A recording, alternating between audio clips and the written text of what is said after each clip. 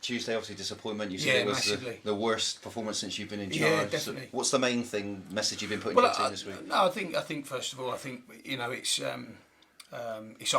those performances. They're horrible feelings. I mean, they make you feel horrible. They make you feel. You feel like, especially that group of away supporters that come here, there, everywhere. The real sort of nucleus of our club. You feel really, I feel like I let them down. I know the players feel like they let them down. So it's a horrible feeling. It's a horrible feeling being on the touchline with the game lost, 10 minutes to go, and it becomes damage limitation, and to get to that 80-minute mark and kind of be feeling and thinking like that is something that hasn't happened for a long time to me, long time, and I don't like it, basically, and the players know I don't like it, and the staff know I don't like it, and the whole bloody club knows I didn't like it. So you what do you do? If I'm honest, like everyone else, I think I walk through my door at 4 a.m. and I don't sleep, and you don't sleep, and the next couple of nights, that night or that morning, last night, you don't really rest until you lay the performance and the results to rest, and that's the job. That's the job. I'm very lucky. I have Terry, who's been through games like that, performances like that, as a manager as well as a coach, as an assistant, and the support is excellent, as is with the owner. But you have to kind of jump out the bubble, don't you? You have to kind of try and see the wood through the trees, because I'm in charge and I'm the leader. So you have to kind of step yourself back, which is hard for my character, because I want to be right in the middle, jumping out the trench with them. And you have to first of all. And a lot of people say this to me, and I'm a little bit. I don't take this line very well at the moment, but lots of people say to me, if 7 months ago someone would have said to you 4th would be your position in the middle of February, would you have been happy? Of course I would.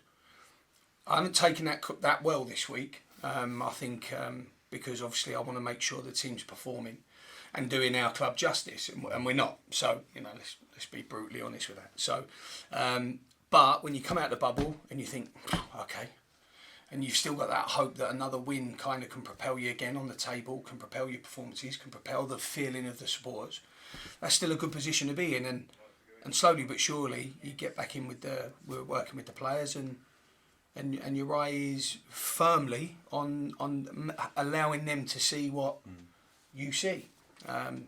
So we've worked very hard today with the players that obviously didn't play a lot on Tuesday night. We worked really hard because we think that changes must be made, and because we're not bringing people in, you have two ways to do it. You either change the players or you improve the players,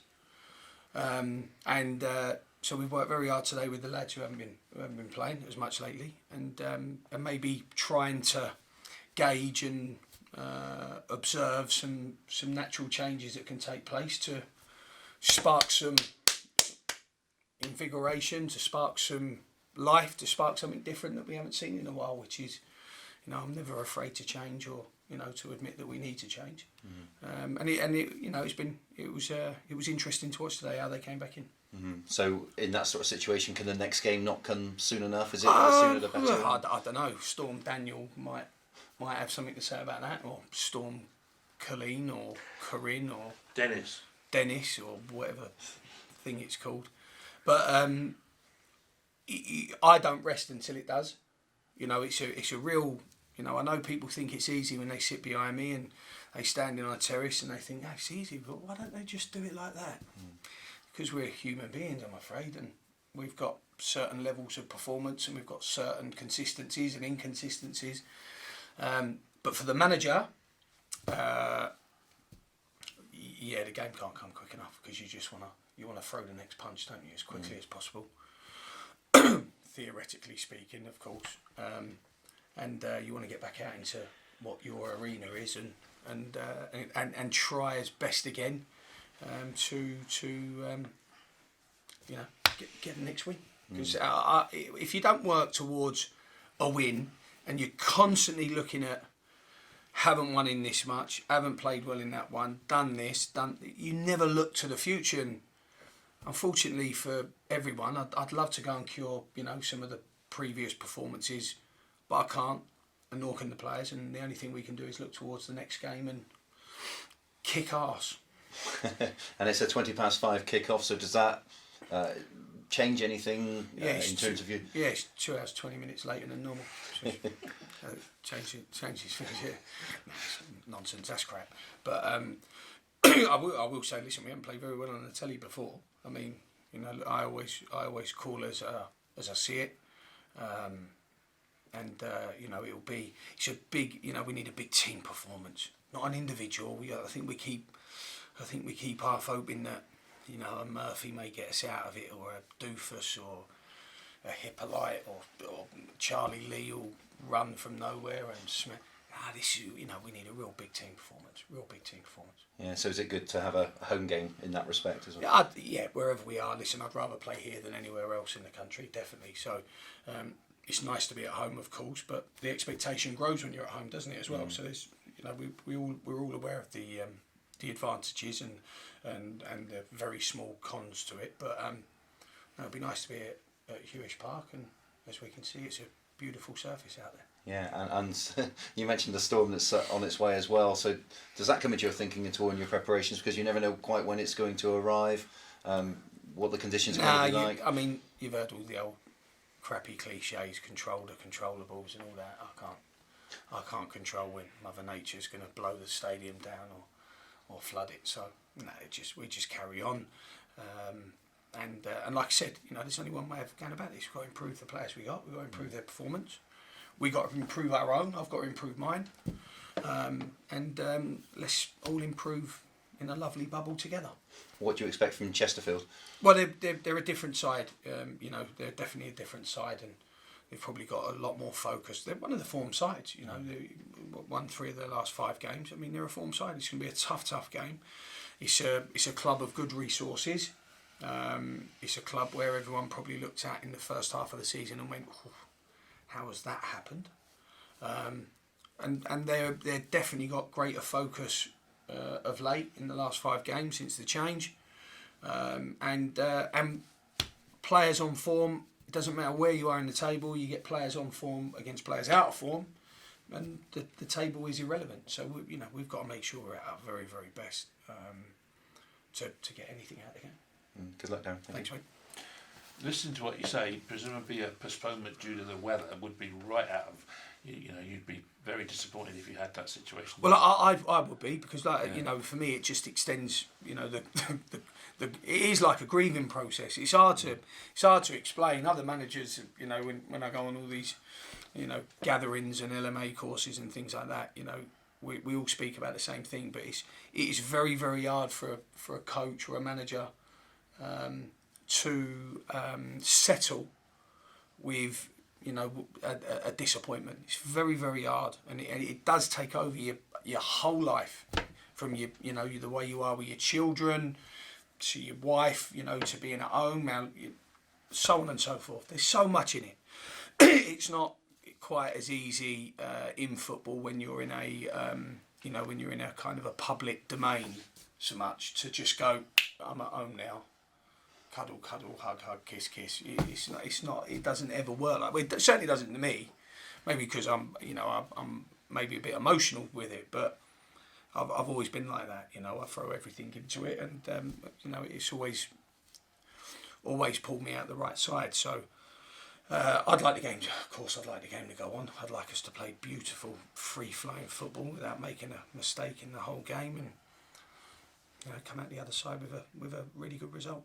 But would it be fair to say that when you were winning 6, 7, 8 games on the bounce to now, you haven't changed very much behind the scenes? I'm presuming you've got your own theories and your own philosophies. Of course, and I think it's how strong you are behind that.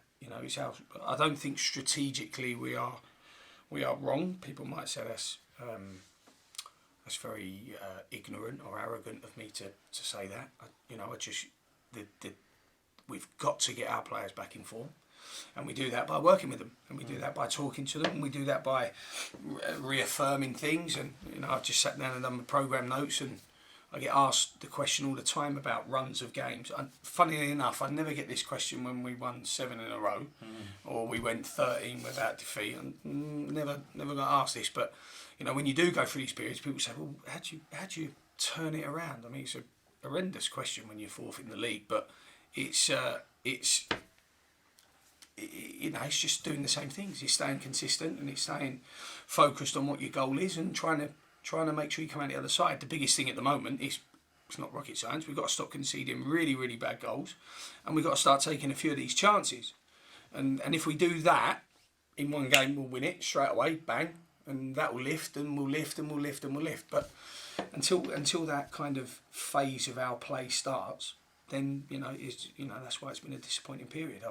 I looked at Saturday's game where it was a defeat but a good performance, and it was something mad, like 23 shots, 40 balls in the box. It was like carnage. I've never had statistics like it, but we lost the game. So until we start taking some of those 20 odd shots and 40 odd balls in the box and converting them, it's all nonsense to me. But hey, you're fourth in the league. There's plenty of games to play. Yeah, why's everybody getting so despondent? Well, that's something on. You can only ask the outside. I take it as a compliment that we've done some bloody good work, some really good work this year, and this is our first patch of adversity, and this is where you see the real people, not only within the camp but in the stands. You see the real people, and you certainly see the real qualities of a man's character, and winning doesn't the feel or the pressure for winning doesn't change. Let me tell you, wherever you are in the league, if you're fourth from bottom, you have to win. If you're fourth from top, you have to win. You're just kind of a little bit more relaxed when you're fourth from top, knowing that you're fourth from top. But if you go fifth from top, the corridors to hell open, and you get thrown to the wolves. Yeah. But look, I can only tell people that don't know me in these situations or in these runs of games that I'm at my absolute best when people push me into a corner and you have to fight. That's my character, and that's the character that I have a belief in my players that they share that character, which makes it quite a volcanic changing room. But they're the only ones I want in my teams. People who want to, when they get pushed back. Like Murphy. I know you've just spoken to Murph. Murph's no coward, let me tell you. He hasn't taken a few chances in recent games. Hasn't scored for a while. Well, let's see what Murph's got. I know what Murph's got. I know Murph's one of those that when he gets backed into a corner, he comes out swinging and fighting and kicking, and that's what he'll do. And he'll do it in his own way. I'm a stereotypical swinger and kicker when I get pushed in, but Murph will do it by putting himself in the right position still, and until he gets that goal again. And Courtney, is the same, and Daggers in particular. Daggers is a wonderful character, and Mark Richards is as strong as they come. So we'll be fine. And when you do think about it, and when you do dig deep, it is a compliment to how well we have played, and some of the performances and some of the results we have achieved this year is a compliment, because I don't know how, but we've raised the expectation from near enough, probably 8 months ago, nothing, especially when they saw me join as manager, which was met with, who the bloody hell is this fella, to this where we're having a bit of bells and whistles over our current form and league position. So big compliment when you think about it, big compliment, and it's and those shoes are the ones I want to fill. Well, good luck on Saturday. Come out fighting. Absolutely.